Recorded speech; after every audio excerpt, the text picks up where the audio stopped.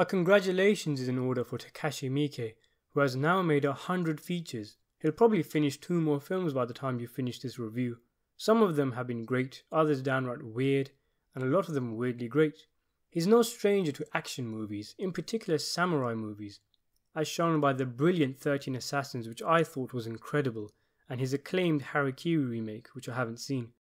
And not a single frame is shown on screen with Blade of the Immortal before we hear the unmistakable cry of a man's gut being penetrated by a blade. The opening sequence has us thrown into the thick of the action.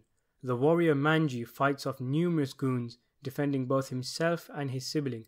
The brother-sister relationship is quickly established. We can see that Manji cares very much for her, and is fiercely protective of his relatively simple sister. The film's epilogue is in crisp black and white and is delightful to look at, reminding me of samurai films of old. There's a particular shot that stood out for me of Manji standing defiantly in front of 100 goons, cool as you like, hands on his sheathed sword, reminiscent of the macho gunslingers in old westerns. Behind him the sunlight penetrating through the forest trees. It really is a good looking film. The ultra-violent fight choreography is truly something special, and the actors do look like they are trying to kill each other. I didn't notice any atypical mistakes that are common in these kind of films, with armed goons just hovering in the background waiting to be taken out, or swords clearly not connecting and yet actors seemingly pushed by the wind.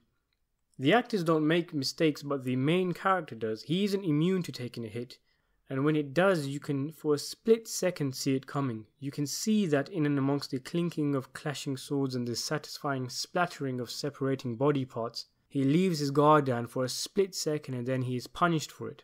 Manji's sister is killed, and thus the terrific fight that follows it is anchored by the emotional weight utilized by all the best camera angles to keep things up close and personal, and is garnished with an adrenaline-fueled soundtrack that you only realize is there after the fight is over and the score disappears. And so ends a superb opening sequence. It so ends with Manji dying until some weird old woman comes out of nowhere and inserts some worms into his body, which repair his wounds and grants him the ability to never perish. The screen floods with colour and we jump forward a couple of years to a young girl, Rin, whose father is killed and mother taken away by a young ambitious leader of a new fighting school and his cronies. She hires Manji, who is tempted as he sees his sister in this young girl, to avenge her in a kind of True Grit rehash, and then the bulk of the film begins. Blade isn't a realistic movie, it has a kind of folklore feel to it, like we're watching a bedtime story being told by a father to his child, full of mystical and colourful characters with supernatural elements thrown in. I loved how most of the major characters had their own look, their own weapons and fighting styles, and how they all kind of look like Dragon Ball Z characters.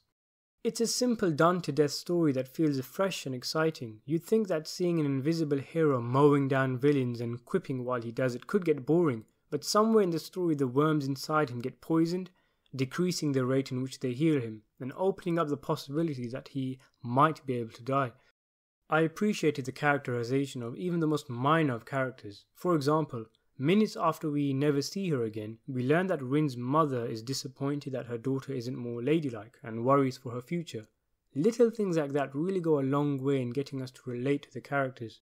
The action scenes are exhilarating, and the effects too. The blood effects, severed limbs and somersaults are a combination of in-camera effects and CGI, and both look equally good and are done in good taste.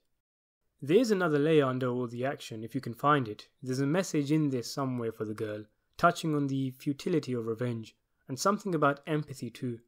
We learn why some seemingly one-dimensional villains do what they do, and our opinion of them is subject to change. It's touched on only very briefly, so don't expect a deep philosophical film about knowing thy enemy and having your stereotypes challenged. Might I recommend the original Harakiri if that's what you're after.